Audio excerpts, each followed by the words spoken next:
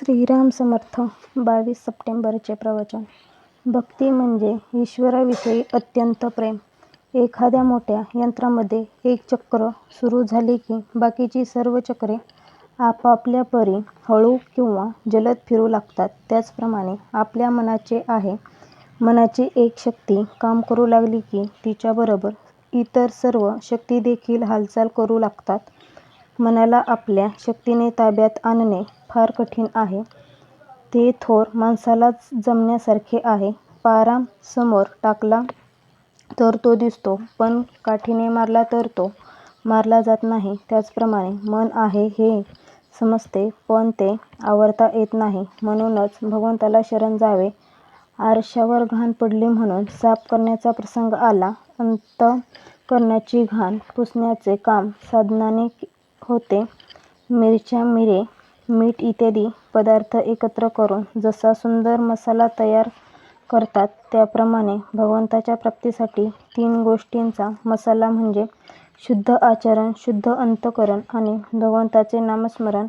या त्या 3 गोष्टी आहेत. शुद्ध आचरण म्हणजे प्रामाणिकपणा, धार्मिक आचार आणि नीतीचे वर्तन. शुद्ध अंतःकरण म्हणजे अभिमान नसणे, द्वेष मत्सर नसणे आणि सर्वजण सुखी असावेत अशी भगवंताची प्रार्थना करणे. भगवंताचे नामस्मरण म्हणजे भगवंताचा केव्हाही विसर न पडणे. नवऱ्याला देव आवडत नाही म्हणून बायकोने नामस्मरण सोडण्याचे कारण नाही.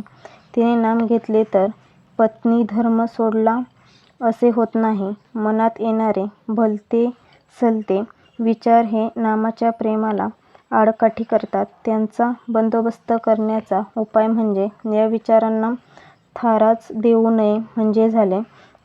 एक मोठा पोलीस अंमलदार चोर पकडण्यात हुशार होता. तो असे करे की चोर ज्या बाईच्या नादी असेल तिला फितूर करून घ्यायचा, म्हणजे चोर आपोआप नेमका सापडे.